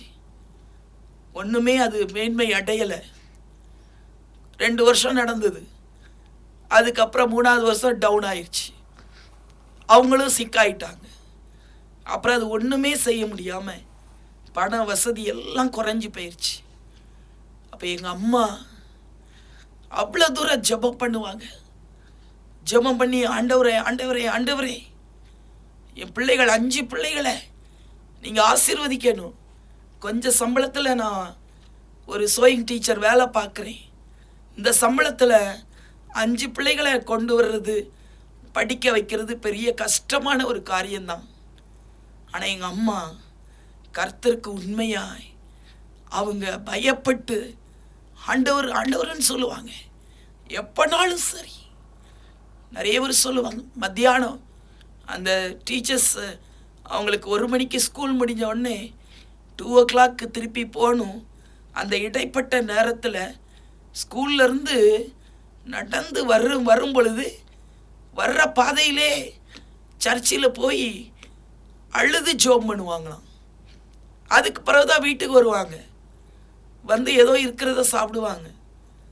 இல்லைன்னா நேரே இங்கேருந்து ஸ்கூலுக்கு போகும்போது நேரே கோயிலுக்கு போயிடுவாங்க, போய் அழுது ஜெபம் பண்ணுவாங்க. இப்படி அவங்களுக்கு தெரிஞ்சிருச்சு கர்த்தரை தான் பிடிக்கணும், அவருக்கு பயப்படுகிற பயம் இருந்தால் போதும், அவரையே நம்பிட்டாங்க. 5 பிள்ளைகளையும் அவங்க நல்ல விதமாய் வளர்த்து அவங்க கண் முன்னாலே எல்லாருக்கும் ஆண்டவர் வீடு வாசல்களை ஏற்படுத்தி கொடுத்து, வாகனங்களை கொடுத்து, அவங்க கண் காணும்படியாக ஆண்டவர் எல்லா பிள்ளைகளையும் ஆசீர்வதித்தார். எங்கள் அம்மா சாகருக்கு முந்தி சொன்னது அதுதான். என்ன சொல்லுவாங்க தெரியுமா? எனக்கு எந்த குறையும் இல்லையா, எல்லா ஆசீர்வாதத்தையும் ஆண்டவர் தந்துட்டார், நான் எதெல்லாம் இழந்தேனோ அதெல்லாம் மறுபடியும் எனக்கு தந்துட்டாரு, என்னுடைய பிள்ளைகளையும் ஆண்டவர் 5 பேரையும் ஆசீர்வதிச்சிட்டாரு, இனிமே எனக்கு எந்த ஒரு இதுவும் இல்லை, இனிமே எதுக்கு நான் அந்த உலகத்தில் இருக்கணும், என்னை ஆண்டவர் வந்து கூட்டிகிட்டு போயிட்டாருன்னா ரொம்ப சந்தோஷம். ஒரு நிறைவான வாழ்க்கை, ஒரு நிறைவான மனது அவங்களுக்குள்ளே இருந்தது. சிலர் மரணம்னா பயப்படுவாங்க, ஐயோ எது ஆயிருமா எது ஆயிருமா. எங்கள் அம்மா அப்படியே கிடையாது, எல்லாம் முடிஞ்சது, எல்லாம் பிள்ளைகளையும் ஆண்டவர் ஆசீர்வதிச்சிட்டாரு. ஆண்டவர் ஏன் இன்னும் கூப்பிடலை, என்னைய பார்த்தா அப்படி தான் கேட்பாங்க, ஆண்டவர் கூப்பிட்டுடலாமே என்னைய ஏன் இன்னும் கூப்பிடலை. ஏம்மா ஆண்டவருடைய வேலை வரும்போது தான் கூப்பிடுவாருமா. சரி சரி சரி. அவங்க மறிக்கிற அன்னைக்கு காலையில் கூட, சண்டே அது, காலையில் போய் எங்கள் தம்பிக்கிட்ட போய் சொல்லியிருக்கிறாங்க, ஏன் என்னைய ஆண்டவர் கூப்பிடலை இன்னும். ஏம்மா கூப்பிடுவாருமா, நீங்கள் சர்ச்சுக்கு புறப்படுங்க. சரின்னு புறப்பட்டுட்டாங்க. அப்புறம் அவங்க மருமகட்டையும் போய் அதே வேட சொல்லியிருக்கிறாங்க, ஆண்டவர் என்னைய கூப்பிட்டா நல்லா இருக்கும்லாமா, ஏம்மா இன்னும் கூப்பிடலை. கூப்பிடுவார் அத்தை. அன்னைக்கு ஈவினிங் 5 மணிக்கு அம்மா ஆண்டவர் இடத்துல போயிட்டாங்க. பாருங்க, ஆண்டவர் என்னைய கூப்பிடணும் அவ்வளோ ஒரு ஆசையாக இருந்தாங்க. ஆனால் எல்லாவற்றிலையும் திருப்தி, எல்லாரையும் ஆண்டவர் பிளஸ் பண்ணிட்டார். இன்னைக்கு உன் பிள்ளைகள் உன்னை சுற்றிலும் ஒலிவ மர கன்றுகளாயிருப்பார்கள். கர்த்தருக்கு பயப்படுகிற பயம் பெற்றோராகிய நமக்கு தேவை. நாம் கர்த்தருக்கு பயப்படுகிற பயத்திலே வாழும் பொழுது அந்த ஆசீர்வாதத்தை நாம் பெற முடியும். பிரியமானவர்களே, இன்னைக்கு யோபுவை குறித்து நம்ம இதில் பார்த்தோன்னு சொன்னால், யோபு 1வது அதிகாரம் 1 - 3 வசனங்கள், 5வது வசனம், இதெல்லாம் பார்க்கும் பொழுது யோபுவை குறித்து என்ன எழுதியிருக்குன்னா, அவன் தேவனுக்கு பயந்தவன், பொல்லாப்புக்கு விலகுகிறவன். ஹல்லேலூயா. அவன் தேவனுக்கு பயந்தவனாயிருந்தானாம் யோபு. அவன் பொல்லாப்புக்கு விலகுகிறவனாயிருந்தான். அப்போ யார் தேவனுக்கு பயப்படுகிறாங்களோ அவங்க தான் பொல்லாப்பை விட்டு விலகி இருப்பாங்க. இன்னைக்கு பொல்லாப்பு செய்யக்கூடாது, யாருக்கும் தீங்கு செய்யக்கூடாது, எந்த பாவமும் செய்யக்கூடாது. பொல்லாப்புக்கு நீங்கி இருங்க, விலகி இருங்க, விலகி இருங்க. அன்னைக்கு யோபு தேவனுக்கு பயந்தவனாயிருந்தான். ஆண்டவர் அவனுக்கு நிறைய ஆசீர்வாதம் கொடுத்திருந்தார். யோபுவை வாஸ்து பார்த்தீங்கன்னா தெரியும், எவ்வளவோ ஆசீர்வாதங்கள் அவனுக்கும். ஆடு மாடு ஒட்டகம் எல்லாம், மிருக ஜீவன்களுடைய ஆசீர்வாதங்கள், வீடு பிள்ளைகள், எல்லா ஆசீர்வாதத்தையும் ஆண்டவர் கொடுத்தார். கர்த்தருக்கு பயப்படுகிற ஒரு மனுஷன், அவன் தன்னுடைய பிள்ளைகளை குறித்து கூட அவன் கர்த்தரிடத்துல அவன் பலி செலுத்தி பிள்ளைகளுடைய பாவங்களை கூட அவன் மன்னிப்பு கேட்பான். எவ்வளோ பெரிய காரியம் பாருங்களேன். நம்முடைய பாவங்களை நம்ம மன்னிப்பு கேட்போம். ஆனால் யோபு அவனுடைய பிள்ளைகள் 7 குமாரர்கள் 3 குமாரத்திகள், அவங்கெல்லாம் அடிக்கடி ஒன்று சேருவாங்களாம். ஒன்று சேர்ந்து அவங்க நல்லா ஜாலியாக இருப்பாங்களாம், நல்ல சாப்பாடு சாப்பிடுவாங்க. அப்போ யோபு நினைப்பாரா, இவங்க எல்லாரும் ஒன்று கூடி பயங்கர ஜாலியாக இருக்கிறாங்களே, ஒருவேளை எங்கள் பிள்ளைகள் தேவனை மறந்து அவரை தூசித்து ஒருவேளை ஏதாவது பாவம் பண்ணி இருந்தாங்கன்னா அவங்களை யார் மன்னிப்பா? அவங்களுக்காக யார் ஜெபம் பண்ணுவா? அவங்களுக்காக மன்னிப்பு கேட்கறது யாரு? அப்படிலாம் சொல்லி யோபு நினைச்சிருக்கிறார். ஆகையினால தான் வசனத்தில் பாருங்க, 5வது வசனத்தில் 1வது அதிகாரத்தில், யோபு தன் குமாரர் பாவம் செய்து தேவனை தூசித்திருப்பார்கள் என்று சொல்லி அவர்களை அழைத்து அனுப்பி பரிசுத்தப்படுத்தி அதிகாலமே எழுந்து அவர்களுக்காக சர்வாங்க தகன பலியை அவன் செலுத்துவான். இந்த பிரகாரமாக யோபு அந்நாட்களில் எல்லாம் செய்து வருவான். ஹல்லேலூயா. ஆண்டவருக்கு பயப்படுகிற பயம் அந்த யோபுவுக்கு இருந்தது. அதனால பிள்ளைகளும் கூட ஆண்டவரை தூசிச்சிடக்கூடாது, பிள்ளைகள் கூட ஆண்டவருக்கு விரோதமாக எதுவும் பண்ணிடக்கூடாதுன்னு சொல்லி அவங்கள எல்லாரையும் அழைத்து அனுப்பி பரிசுத்தப்படுத்தி அதிகாலமே எழுந்து அவர்களுக்காக சர்வாங்க தகன பலியை அவன் செலுத்துவான். இப்படிப்பட்ட பிரகாரமாக யோபு நாட்களிலே செய்து வந்தான்.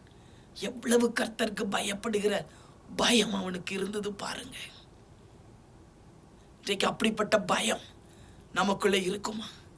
ஆண்டவர் அவனை இரட்டத்தனையாய் ஆசீர்வதித்தாரே. ஒரு பெரிய சோதனை வந்த நேரத்திலும் கூட ஆண்டவர் மறுபடியும் இழந்ததையெல்லாம் அவனுக்கு கொடுத்தாரே.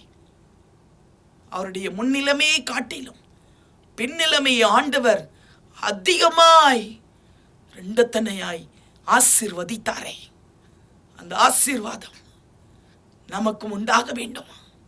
கர்த்தருக்கு பயப்படுகிற ஒரு பயம் நமக்குள்ளாக இருக்க வேண்டும். பிரியமானவர்களே, அடுத்தபடியாக ஒரு காரியம், 8வது ஒரு காரியம், கொடு அப்ப உனக்கு கொடுக்கப்படும்.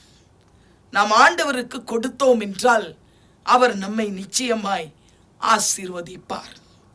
லூக்கா 6:38 பார்த்தீங்கன்னா, கொடு உனக்கு கொடுக்கப்படும்.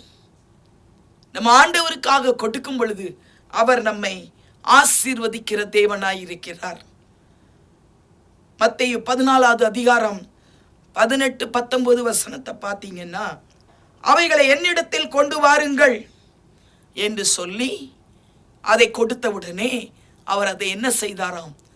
ஆசீர்வதித்தார். ஆசீர்வதித்தார். அவைகளை என்னிடத்தில் கொண்டு வாருங்கள். தேவனிடத்தில் கொண்டு போங்க. நம்முடைய எந்த காரியமானாலும் சரி, நம்முடைய காணிக்கைகளை தேவனிடத்தில் கொண்டு போய் கொடுங்கள். அவருக்கு கொண்டு போய் கொடுங்கள். நாம் கொடுக்கும் பொழுது அவர் நம்மை ஆசீர்வதிக்கிற தேவன். அவர் கரத்தில் கொடுக்கும் பொழுதுதான் ஆசீர்வாதம் உண்டாகும். அவர் அந்த 5 அப்பம் 2 மீனை ஆசீர்வதித்தார். அதற்கு பின்பு 5000 பேர் சாப்பிட்ருக்காங்க. 12 கூடை நிறைய எடுத்தாங்க. பாருங்க, இப்படி போதும் போதும் போதும் மீதியா இருக்குதுன்னு சொல்லக்கூடிய அளவில் ஆண்டவர் நம்மை ஆசீர்வதிக்க வல்லவராயிருக்கிறார். ஆனால் அவருக்கு நாம் எப்படி கொடுக்கிறோம்? ஹல்லேலூயா. கொடுக்கணும், கொடுக்கணும். எல்லாமே மீதியாய் கிடைக்கும். எங்கள் வீட்டிலலாம் பார்த்தீங்கன்னா ஆசீர்வதிக்க ஆரம்பித்தார். இப்போ கூட சொல்ல முடியும், வீட்டில் எல்லாம் நிறைய திங்ஸ் வரும் பாருங்க. கோதுமை வந்திருக்கு, மக்காச்சோளம் வந்திருக்கு, வந்து இருக்கும், நிறையா கிடைக்கும், கொண்டு வருவாங்க. வைக்கிறதுக்கே இடம் இருக்காது. நான் எல்லாம் கொடுத்துருவேன், எல்லாத்துக்கும் கொடுத்துருவேன். சரி, நீ வேணா கொண்டு போயிருந்த இந்த சாக்கு முட்டையை உங்கள் வீட்டுக்கு கொண்டு போயிரு, இங்கே வைக்க இடம் இல்லைன்னு சொல்லுவேன். வைக்க இடம் இல்லை, எல்லாம் நிறைஞ்சு வழியும். ஃப்ரிட்ஜ்லையும் நிறைஞ்சு வழியும், எல்லா இடமும் நிறைஞ்சு வழியும். கொடுத்துக்கிட்டே இருப்பேன், ஆனாலும் வந்துக்கிட்டே இருக்கும். பாருங்களேன், அவ்வளோ ஒரு பிளஸ்ஸிங். நீங்கள் கொடுத்து பாருங்க ஆண்டவருக்கு. அமுக்கி குலுக்கி சரிந்து விழும்படியாய் அவர் உங்களுக்கு அந்த ஆசீர்வாதத்தை மடியில் அவர் அளந்து போடுவார். அப்படிப்பட்ட ஆசீர்வாதம் ஆண்டவர் தருவார். நீங்கள் ஆண்டவருக்கு கொடுத்து பாருங்க. காணிக்கைகளை கொடுங்க, தசம பாகத்தை கரெக்டாக கொடுங்க. தசம பாகம் மட்டுமல்ல, புதிய ஏற்பாட்டிலலாம் வரும் பொழுது நம்ம நிறைய கொடுக்கணும், எண்ணாமலே கொடுக்கணும். எதை எப்பெல்லாம் கொடுக்கணும்னு தோணுது அப்பெல்லாம் கொடுத்துருங்க. நினைக்காதீங்க. ஆண்டவருக்கு நம்ம கொடுக்கும் பொழுது தான் அந்த ஆசீர்வாதத்தை நம்ம பெற முடியும். பிரியமானவர்களே, சாரிபாத் விதவை அவங்க 2 விறகு பிறக்க வந்தாங்க. நானும் என் பிள்ளையும் சாப்பிட்டுட்டு செத்து போகணும்னு நினைக்கும் பொழுது எலியா தீர்க்கதரிசி வந்துட்டார். முதலாவது ஒரு அடையை செய்து எனக்கு கொண்டு வானார். அவ தன்னுடைய நிலைமையை சொல்றா. ஆனாலும் அதை அவர் பொருட்படுத்தலை. முதலாவது எனக்கு கொண்டு வான்னு சொன்னார். அவள் ஓடி போய் செஞ்சு மகன் சொல்லியிருக்கலாம், அம்மா எனக்கு பசிக்கு எனக்கு கொடுங்கன்னு சொல்லியிருக்கலாம். ஆனால் தாய் என்ன சொல்லி இருந்திருப்பாள்? இல்லை மகனே, ஊழியக்காரர் கேட்கிறார், முதலாவது அவருக்கு கொடுத்துட்டு வர்றேன், அதுக்கு பிறகு உனக்கு செஞ்சு தாரேன். ஒருவேளை அந்த ஏழை, அந்த விதவை என்ன நினைச்சிருப்பார்? 2 ரொட்டி செஞ்சு நான் ஒன்று என் பிள்ளை ஒன்று சாப்பிடணும்னு நினைச்சோம். ஆனால் இன்னைக்கு ஊழியக்காரர் கேட்டதுனால அவருக்கு கொடுத்துடலாம், நான் வேணா என்னுடைய ரொட்டியை தியாகம் பண்ணிடுறேன்னு சொல்லி அவள் தன்னை தியாகம் பண்ணினா. எனக்கு கூட இல்லட்டா பரவாயில்ல, முதல்ல அந்த அடைய எலியாவுக்கு கொடுத்துட்டு திருப்பி கொஞ்சம் மாவு இருக்கும்ல, அதில் என் மகனுக்கு கொடுத்துட்டு நான் வேணா அமைதியாக இருந்துக்கலான்னு நினச்சிருந்திருப்பாள். பாருங்க, கர்த்தருக்கு கொடுக்கிறது, கர்த்தருடைய ஊழியக்காரனுக்கு கொடுக்கிறதுல அவள் உண்மையாயிருந்தாள். கொண்டு போய் செஞ்சு கொடுத்தாள். அங்கே எலியா அவங்களை ஆசீர்வதிச்சார். வீட்டில் பார்த்தால் மாவு நிரம்பி வழியுது, எண்ணெய் நிரம்பி வழியுது, அற்புதம் அதிசயம் உண்டானது. 3.5 வருடங்கள் எந்த கவலையும் இல்லை, நிரம்பி வழிந்து கொண்டே இருக்கிறது. சாப்பிடுறாங்க எல்லாரும், அவங்க சொந்தக்காரங்கள் எல்லாருக்கும் கொடுக்கிறாள்.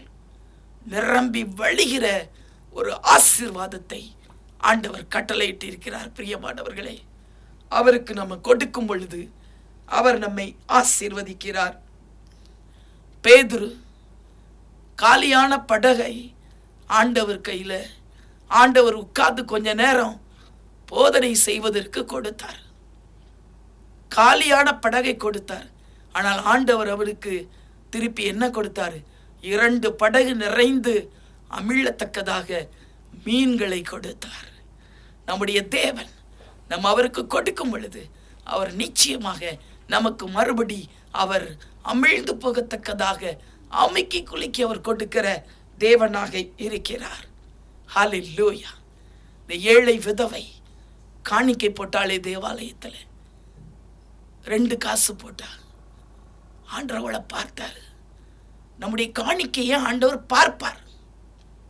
நம்ம என்ன போடுறோம், ஒருவேளை மற்றவங்க பார்க்க மாட்டாங்க, ஆனா நீங்க போடுறத காட் கவனிக்கிறார், ஆண்டவர் பார்க்கிறார். ஜீசஸ் நிச்சயமாய் அன்னைக்கு எல்லாரும் போட்ட காணிக்கைய அவர் கம்ப்ளீட்டா பார்த்திருக்கிறார். பார்த்ததுனாலதான் அவர் சொல்றாரு, இந்த விதவை, இந்த ஏழை தன்னுடைய ஜீவனத்துக்கு உண்டான எல்லாவற்றையும் போட்டுட்டா, எல்லார விட அதிகமாய் போட்டது இவதான் சொன்னார். அன்பு, ஆண்டவர் மேல அன்பு, ஆண்டவர் மேல அன்பு வச்சு செய்யும் பொழுது அவங்க எல்லாவற்றையும் போடுறாங்க. அன்னைக்கு அந்த ஏழை விதவை அதை முற்றிலுமாய் போட்டாலும் பாருங்க, ஆண்டவர் அதைத்தான் பார்க்கிறாரு. நம்ம எவ்வளவு கொடுக்கிறோங்கிறது இல்லை, எப்படி கொடுக்கிறோம், எப்படிப்பட்ட நிலைமையில. மற்றவங்க இருக்கிறதுல இருந்து கொடுத்தாங்க, ஆனா இவள் தனக்குண்டான எல்லாவற்றையும் அது ஆண்டவர் மேல வச்ச அன்புனால அவள் கொடுக்கிறார். அப்போ ஆண்டவருடைய ஆசீர்வாதம் நம் மீது இறங்கும். பிரியமானவர்களே, இன்றைக்கும் நம்ம அந்த ஏழை விதவைய எல்லாரும் பேசக்கூடிய அளவுல வேதாகமத்தில் அவள் இடம்பெற்று வைத்திருக்கிறாங்க. பாருங்க, இன்றைக்கு ஆண்டவருக்காக நாம் கொடுக்கும் பொழுது நாம் ஆசீர்வாதம் உள்ளவர்களாய் மாறுகிறோம். கிறிஸ்துவுக்காக கொடுத்து யாருமே தரித்திரர் ஆனதே இல்லை. அவ்வளவாய் ஆண்டவர் நம்மை ஆசீர்வதித்து அவர் பெருக பண்ணுவார். ஹல்லேலூயா, ஹல்லேலூயா. இன்னும் கூட நம்ம பார்த்தோம் என்றால் 9வது ஒரு காரியம், மார்க் 10வது அதிகாரம் 16வது வசனம். சிறு பிள்ளைகளை அவர் ஆசீர்வதித்தார். சிறு பிள்ளைகளே, பெற்றோர்கள் என்ன பண்ணாங்களா, இயேசு வருகிறார் என்று கேள்விப்பட்ட உடனே எல்லாரும் தங்களுடைய பிள்ளைகளை தூக்கி தோள் மேல் வைத்து கொண்டு எல்லாரும் பிரயாணப்படுறாங்க. அங்கே அவ்வளவு கூட்டமாக இருக்குது. ஆனாலும் சிறு பிள்ளைகளையும் கொண்டுக்கிட்டு இயேசுவின் இடத்துல போயிருக்கிறாங்க. அங்கே சீஷர்கள்லாம் அதட்டுறாங்க. ஆனால் ஆண்டவர் சொல்கிறாரு அவங்கள பார்த்து, சிறு பிள்ளைகள் அவங்களை என்னிடத்திலே கொண்டு வாருங்கள், அவர்களை தடை பண்ணாதிருங்கள். இன்றைக்கு பெற்றோர்கள் சிறு பிள்ளைகளை ஆலயத்திற்கு கொண்டு வரணும். ஆலயத்தில் சண்டே கிளாஸில் அவங்கள அழைத்து செல்லணும். விபிஎஸ்ஸில் கொண்டு போய் சேர்க்கணும். பிள்ளைகள் ஆவிக்குரிய வாழ்க்கையில் வளர்ந்து முன்னேறுவதற்கு ஏதாயிலும் நம்ம செய்யணும். ஹல்லேலூயா. சிறு பிள்ளைகளை விட்டுறக்கூடாது. உங்களுடைய பிள்ளைகள் எல்லாரையும், உங்களுடைய பிள்ளைகளானாலும் சரி, உங்களுடைய பேர பிள்ளைகளானாலும் சரி, எல்லா பிள்ளைகளையும் தேவனிடத்தில் கொண்டு செல்ல வேண்டும். கர்த்தரிடத்தில் நாம் கொண்டு செல்லும் பொழுதுதான் கர்த்தர் அவர்களை ஆசீர்வதிக்க முடியும். அன்றைக்கு இஸ்ரேல் தேசத்தில் எவ்வளவோ பெற்றோர் இருந்திருப்பாங்க. எல்லா பெற்றோர்களும் பிள்ளையை கொண்டு போகலை. ஆனால் எந்த பெற்றோரெல்லாம் தன்னுடைய பிள்ளைகளையும் ஜீசஸை பார்க்கணும்னு சொல்லி கொண்டு போனாங்களோ, ரிஸ்க் எடுத்து கொண்டு போனாங்களோ, அந்த பிள்ளைகளை மட்டும்தான் கர்த்தர் ஆசீர்வதிச்சார். அப்போ இன்றைக்கு எல்லாரும் நம்முடைய பிள்ளைகள் ஆவிக்குரிய வாழ்க்கையில் வளரணும்னு சொல்லி நம்ம அந்த ஸ்டெப்பை எடுக்கும் பொழுது தான், ஆண்டவரிடத்தில் கொண்டு போகும் பொழுது தான் ஆண்டவர் நம் பிள்ளைகளை ஆசீர்வதிக்க முடியும். அன்னைக்கு ஆண்டவர் சிறு பிள்ளைகளை ஆசீர்வதித்தார். நாம் கொண்டு போக வேண்டும். கொண்டு போக வேண்டியது நம்முடைய கடமை. நீங்கள் உங்களுடைய பிள்ளைகளை ஆண்டவரிடத்தில் கொண்டு போங்க. ஆண்டவருக்குள்ள வழி நடத்துங்க. அவங்கள்ட்ட கேளுங்க. தூரத்தில் இருந்தாங்கன்னா, ஹாஸ்டலில் இருந்தாங்கன்னா அவங்கள்ட்ட எப்பவும் கேளுங்க. பைபிள் படிச்சியா? ஜெபம் பண்ணியா? சண்டே எந்த சர்ச்சுக்கு போனேன்? இன்னைக்கு வரைக்கும் நாங்கள் கேட்போம். ஷாலோம்ட்டு ஷெக்கினாட்டெல்லாம் கேட்போம். என்ன பண்ணேன்? சண்டே ஆச்சே, என்ன எந்த இதில் அட்டன் பண்ணேன்? பைபிள் படிச்சிங்களா? அவங்க கேட்பாங்க, இவ்வளோ பெரிய பிள்ளைகள் ஆகிட்டோம், இன்னும் கூட கேட்குறீங்களம்மா? நாங்கள் கரெக்டாக செய்கிறோமாம்பாங்க. ஆனால் நம்ம நடத்தணும் கர்த்தருக்குள்ளாய். அவங்க விலகி போயிடக்கூடாது. அவங்கள கர்த்தருடைய பாதையில் அவரிடத்தில் கொண்டு வரணும். அப்போ தான் கர்த்தர் நம்ம பிள்ளைகளை ஆசீர்வதிக்க முடியும். கடைசியாக 10வது ஒரு காரியம், லூக்கா 24வது அதிகாரம் 50வது வசனம். இயேசு சீசர்களை ஆசீர்வதித்தார். பெத்தானியா வரைக்கும் அவர்களை அழைத்து கொண்டு போய் தம்முடைய கைகளை உயர்த்தி அவர்களை ஆசீர்வதித்தார். கர்த்தரால் தெரிந்து கொள்ளப்பட்டவர்கள், அழைக்கப்பட்டவர்கள், சீஷனாக ஆண்டவருக்காக மாறுகினவர்கள், இப்படிப்பட்டவர்களை ஆண்டவர் ஆசீர்வதிப்பார். ஆண்டவர் சொல்றார், என்னுடைய பிள்ளை, எனக்கு ஊழியம் செய்கிற பிள்ளைகள், என்னுடைய சீஷன், நான் அழைத்திருக்கிறேன். என்னால் தெரிந்து கொள்ளப்பட்ட பிள்ளைகள், இவர்களை நான் ஆசீர்வதிக்க வேண்டும் என்று சொல்லி கடைசியில் அவர் பரமேறி போவதற்கு முன்பதாக அவர் தன்னுடைய 2 கைகளை உயர்த்தி அவரால் அழைக்கப்பட்டவர்கள், தெரிந்தெடுக்கப்பட்டவர்கள், சீசர்களை ஆண்டவர் ஆசீர்வதித்தாராம். ஆண்டவர் சொன்னார், நீங்க போங்க, உலகமெங்கும் போங்க, சர்வ சிருஷ்டிக்கும் சுவிசேஷத்தை பிரசங்கியுங்கள், பிதா குமாரன் பரிசுத்தாய் நாமத்தினால ஞானஸ்நானம் கொடுங்கள், அவர்களை சீஷராக்குங்கள். சீஷர்களை ஆண்டவர் ஆசீர்வதிக்கிறவர். நாம் எல்லாரையும் சீஷராக்கணும். இன்னைக்கு இந்த மக்கள் மத்தியில் ஆண்டவரை பற்றி சொல்லி அவங்க எல்லாம் இன்னைக்கு சீஷர்களாய் மாறி இருக்கிறாங்க. நீ பாருங்க, விசுவாசிகள் அவங்க எல்லாம் மூப்பர்களாய் மாறிட்டாங்க. நீங்களாம் விசுவாசிகள்னு சொன்னால் நாங்களாம் சீஷர்கள்னு சொல்கிறாங்க. நாங்கள் தான் போய் எல்லாரையும் ஆண்டவரை பற்றி சொல்லி சபைகளை கொண்டு வருவோன்னு சொல்லுவாங்க. அவ்வளவு அழகா எல்லாரும் சீஷர்களாய் மாறிட்டாங்க. இன்னைக்கு நாமளும் ஆண்டவருக்காக நாம் எல்லாரும் சீஷர்களாய் மாறி இருக்கிறோம். சீஷர்கள் என்றால் ஆண்டவரை பின்பற்றுகிறவர்கள், அவருடைய வழியில் நடப்பவர்கள். சீஷர்கள் ஆண்டவரை குறித்து மற்றவர்களுக்கு பிரசித்தப்படுத்துபவர்கள். இன்னைக்கு நாம் அப்படி மாறும் பொழுது ஆண்டவர் நம்மை 2 கரங்களை உயர்த்தி அவர் நம்மை ஆசீர்வதிக்கிறவராய் அவர் இருக்கிறார்.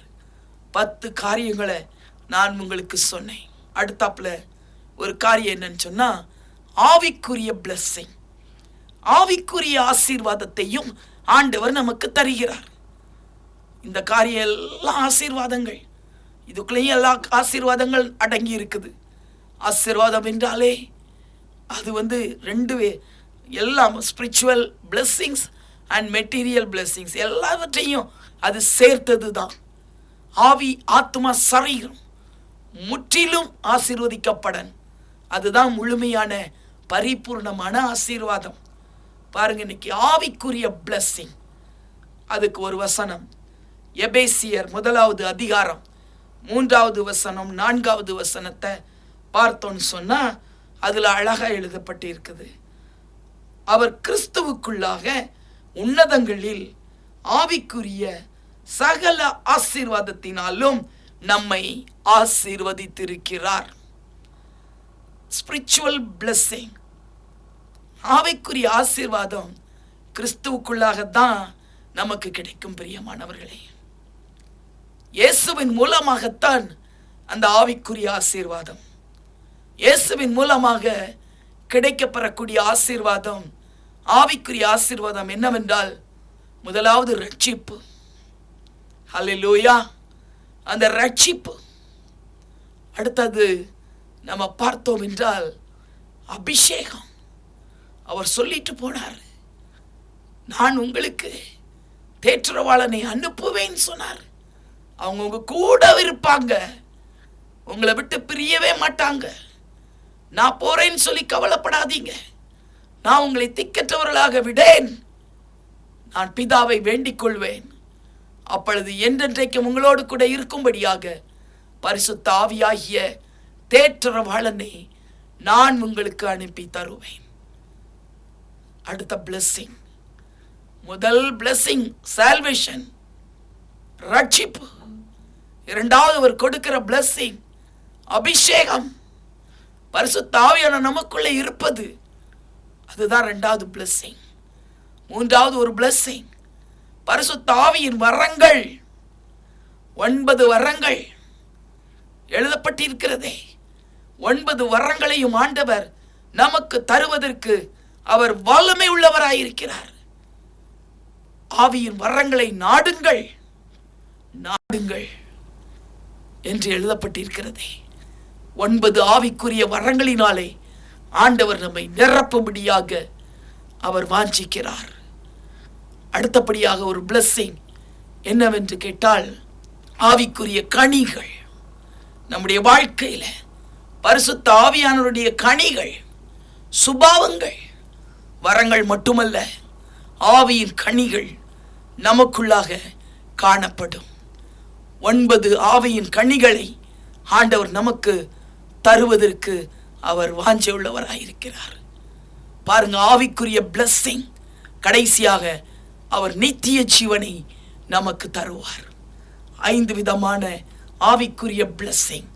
ரட்சிப்பை தருகிறார், பரிசுத்த ஆவியின் அபிஷேகத்தை தருகிறார், பரிசுத்த ஆவியானவரின் வரங்களை தருகிறார், பரிசுத்த ஆவியானவரின் கனிகள், சுபாவத்தை நமக்குள்ள தருகிறார். 5வது கடைசியிலே நமக்கு நித்திய ஜீவனை அவர் தருகிறார். இதுதான் ஸ்பிரிச்சுவல் பிளெஸிங்ஸ். இந்த ஸ்பிரிச்சுவல் பிளெஸிங்கை ஆண்டவர் யார் மூலமாய் தருகிறார்? கிறிஸ்துவுக்குள்ளாக சகல ஆசீர்வாதங்களினாலும் நம்மை ஆசீர்வதித்திருக்கிறார். சகல ஆசீர்வாதம், ஆவிக்குரிய சகல ஆசீர்வாதம். ஹல்லேலூயா, சகல ஆசீர்வாதம் ஆண்டவர் தருகிறார். அதை தொடர்ந்து வாசிக்கும் பொழுது, அன்புள்ளவர்களாக, அன்பு நமக்கு தேவை, பரிசுத்தம் தேவை, குற்றமில்லாதவர்களாய் நம்ம வாழணும். நம் மீது குற்றமே இல்லாதபடி, யாராவது குற்றம் சாட்டாதபடிக்கு நான் கேர்ஃபுல்லாய் வாழும்படியாக யார் நம்ம ஒப்பு கொடுக்கிறோமோ அதுக்கு தான் ஆண்டவர் நம்ம தெரிந்தெடுத்திருக்கிறாராம். அன்புள்ளவர்களாய், பரிசுத்தம் உள்ளவர்களாய், குற்றமில்லாதவர்களாய் நீங்கள் வாழும் பொழுதுதான் அந்த ஸ்பிரிச்சுவல் பிளெஸ்ஸிங்ஸை பரிபூர்ணமாய் நாம் பெற்றுக்கொள்ள முடியும். பிரியமானவர்களே, நிச்சயமாய் ஸ்பிரிச்சுவல் பிளெஸ்ஸிங்ஸ் அதை நம்ம பெற்றுக்கொள்ளணும். அதை குறித்து தனியாகவே ஒரு டாபிக் எடுக்கலாம், இப்போ டைம் இல்லை. இந்த ஆவிக்குரிய பிளெஸ்ஸிங்ஸை நாம் ஒவ்வொருவரும் பெற்றுக்கொள்ள வேண்டும். அன்புள்ளவர்களாய், பரிசுத்தம் உள்ளவர்களாய், குற்றமல்ல இல்லாதவர்களாய் வாழுங்க. எல்லாரும் ஒருவருக்கொருவர் அன்புள்ளவர்களாய் இருங்கள். உலகத்தில் எதையும் கொண்டு வந்ததில்லை, எதையும் கொண்டு போவதும் இல்லை. எல்லாருக்குள்ளே சமாதானம், எல்லாருக்குள்ளேயும் ஒற்றுமை, எல்லாருக்குள்ளேயும் அந்த அன்பு, அந்த ஐக்கியம். அதை பாருங்க. ஆண்டவர் சொல்லுகிறார் அல்லவா, உள்ள இருதயத்தோடு என்னை நேசி, உன்னை போல பிறனையும் நேசி. அந்த அன்பு பரிசுத்த ஆவியின் மூலமாக தேவனுடைய அன்பு நமக்குள்ளே ஊற்றப்படும். பரிசுத்த ஆவியானவர் மூலம்தான் அந்த அன்பு ஊற்றப்படும். அன்பை பெற்றுக்கொள்ளுங்க, பரிசுத்தத்தை காத்துக்கொள்ளுங்க, குற்றம் இல்லாதவர்களாய் நீங்க வாழுங்க. அப்பொழுது ஆவிக்குரிய எல்லா பிளெஸ்ஸிங்ஸையும் ஆண்டவர் உங்களுக்கு தருவார். பவுல் சொல்றாரு ரோமர் 15:29, நான் உங்களிடத்தில் வரும்போது கிறிஸ்துவனுடைய சுவிசேஷத்தின் சம்பூர்ண ஆசீர்வாதத்தோடே வருவேன் என்று அறிந்திருக்கிறேன். இந்த பவுல் அவர் சம்பூர்ண ஆசீர்வாதம், அவர் அதோடு கூட நான் வருவேன்னு சொல்றார். அதான் எல்லா பிளெஸ்ஸிங்கும் என் கூட வரும். எல்லா பிளெஸ்ஸிங்ஸ், விசேஷமாய் ஸ்பிரிச்சுவல் பிளெஸ்ஸிங்ஸ் என் கூட வரும்னு சொல்லி அவர் அவ்வளவு ஆணித்தரமாக அவர் சொல்லுவதை நாம் பார்க்கிறோம். பிரியமானவர்களே, அப்போஸ்தலர் 3:26 பார்த்தீங்கன்னா, அவர் உங்கள் எல்லாரையும் உங்கள் பொல்லாங்குகளில் இருந்து விலக்கி உங்களை ஆசீர்வதிக்கும்படி தேவன் தம்முடைய பிள்ளையாகிய இயேசுவை எழுப்பி முதலாவது உங்களிடத்திற்கே அவரை அனுப்பினார். பாருங்க, பொல்லாங்கிலிருந்து விலக்கி நம்மளை ஆசீர்வதிக்கும்படியாகத்தான் தேவன் இயேசுவை எழுப்பினாராம். அந்த இயேசுவின் மூலமாக நமக்கு ஸ்பிரிச்சுவல் பிளெஸ்ஸிங்ஸை ஆண்டவர் கொடுக்கிறார். ஹல்லேலூயா. அது மட்டுமல்லாமல் கடைசியா ஒரு வசனம், ஏசாயா 44:3, உன் சந்ததியின் மேல் என் ஆவியையும் உன் சந்தானத்தின் மேல் என் ஆசீர்வாதத்தையும் நான் ஊற்றுவேன். உன் சந்ததியின் மேலே என் ஆவியை ஊற்றுவேன். Spiritual blessings. உன் சந்ததியின் மேல் என் ஆவியை ஊற்றுவேன், உன் சந்தானத்தின் மேல் என் ஆசீர்வாதத்தை ஊற்றுவேன். 2 பிளெஸ்ஸிங் இதுல இருக்கு. ஆவியின் அபிஷேகம் அதுவும் இருக்கு, உன் சந்தானத்தின் மேல் ஆசீர்வாதம், எல்லா மெட்டீரியல் பிளெஸ்ஸிங்ஸும் அதுல இருக்கு. பாருங்க, ஏசாயா அன்னைக்கு தீர்க்க தரிசனமா சொல்லியிருக்கிறார், உன் சந்ததியின் மேல் என் ஆவியை ஊற்றுவேன், உன் சந்தானத்தின் மேல் என் ஆசீர்வாதத்தை ஊற்றுவேன். இன்னைக்கு பெற்றோர்கள் நம்முடைய பிள்ளைகளுக்கு ஏதாவது ஆசீர்வாதத்தை சம்பாதிக்கணும் அப்படின்னு நம்ம நினைக்கிறோம். தப்பு இல்லை, அது கரெக்டு தான். ஆனாலும் ஸ்பிரிச்சுவல் பிளெஸ்ஸிங்ஸ், என் பிள்ளைகளுக்கு சந்ததியின் மேல் என் ஆவியை ஊற்றுவேன்னு சொன்னாரே, பிள்ளைகள் ஆசீர்வாதம் அபிஷேகத்தை பெற்றிருக்கிறாங்களா? அதில் கவனமாக இருக்க வேண்டும். அப்போதான் நம்முடைய பிள்ளைகள் அது மற்ற ஆசீர்வாதத்தினாலும் அவர்கள் நிரப்பப்படுவார்கள். உன் சந்ததியின் மேல் என் ஆவியை, உன் சந்தானத்தின் மேல் என் ஆசீர்வாதத்தை நான் ஊற்றுவேன்னு சொன்னார். அது நிச்சயம் நிறைவேறும். மத்தேயு 6:33 பார்த்தீங்கன்னா, முதலாவது தேவனுடைய ராஜ்யத்தையும் அவருடைய நீதியையும் தேடுங்கள், அப்பொழுது இவைகள் எல்லாம் உங்களுக்கு கூட கொடுக்கப்படும். முதலாவது தேவனுடைய ராஜ்யத்தை தேடுங்க, அவருடைய நீதியை தேடுங்க, அப்பொழுது இவைகள் எல்லாம் உங்களுக்கு கூட கொடுக்கப்படும். இவைகள்னா அதுதான் மெட்டீரியல் பிளெஸ்ஸிங்ஸ். முதல்ல ஆவிக்குரிய பிளெஸ்ஸிங்ஸ் 6:33 சொல்றத பார்த்தீங்களா? முதலாவது தேவனுடைய ராஜ்யத்தையும் அவருடைய நீதியையும் தேடுங்கள், ஸ்பிரிச்சுவல் பிளெஸிங்ஸ் தேடுங்கள். அப்பொழுது மற்ற பிளெஸிங்ஸ் எல்லாம் உங்களுக்கு தானாக கொடுக்கப்படும்.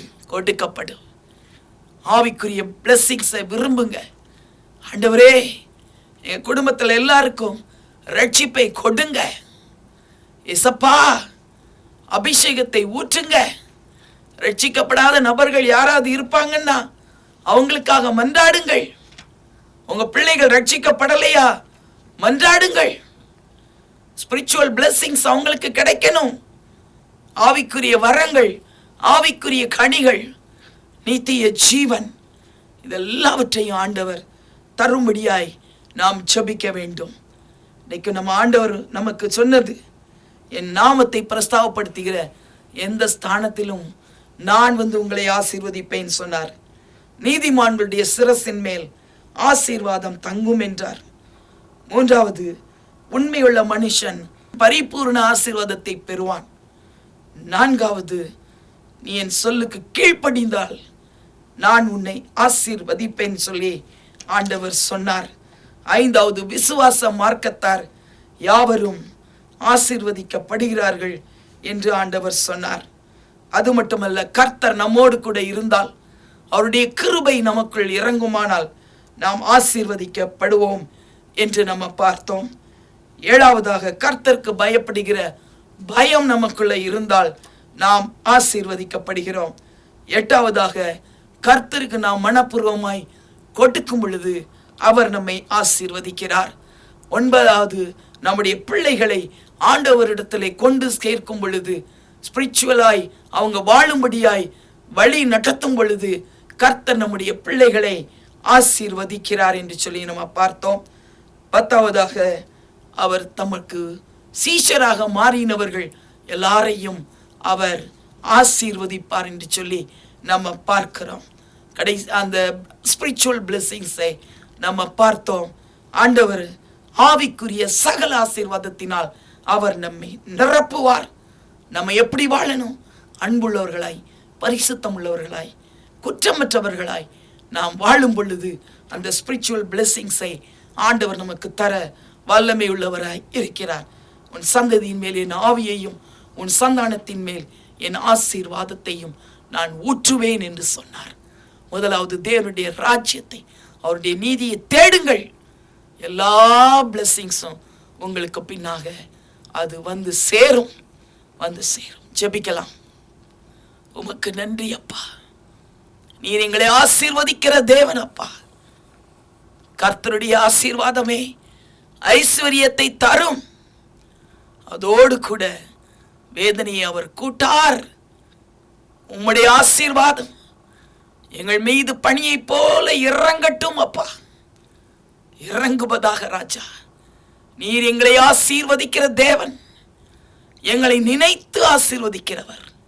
அவர் நம்மை நினைத்திருக்கிறார். அவர் ஆசீர்வதிப்பார். இஸ்ரவேல் குடும்பத்தாரை ஆசீர்வதிப்பார். ஆரோன் குடும்பத்தாரை ஆசீர்வதிப்பார். வானத்தையும் பூமியை உண்டாக்கின கர்த்தரிடத்திலிருந்து நீங்கள் ஆசீர்வதிக்கப்பட்டவர்கள். ஹல்லேலூயா, ஹல்லேலூயா.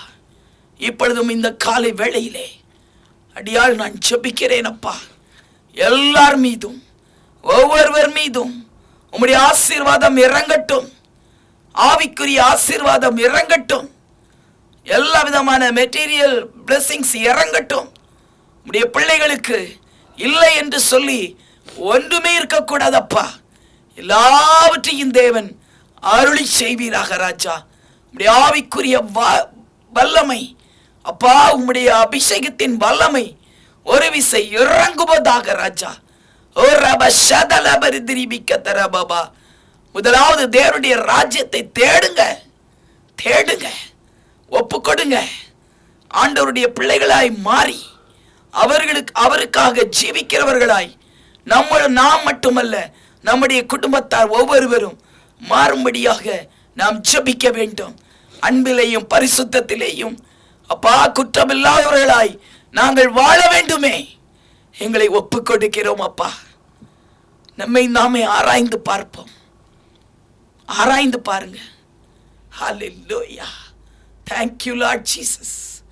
எங்கள் ஜெபத்தை நீர் கேட்பதற்காய் நன்றி அப்பா, நன்றி அப்பா.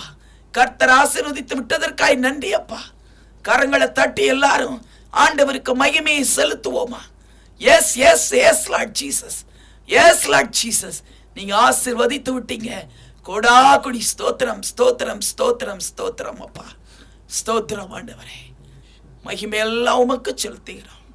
இயேசுவின் மூலமாய் கேட்கிறோம் ஜீவனுள்ள பிதாவே, ஆமேன் ஆமேன். எங்கள் முகவரி sharing love mission 5A 323 Caldwell colony 3வது தெரு, தூத்துக்குடி 8. தொடர்புக்கு 9345675468. Sharing love mission 5A-323 Caldwell colony 3rd street, Thoothukudi 8. Phone 9345675468.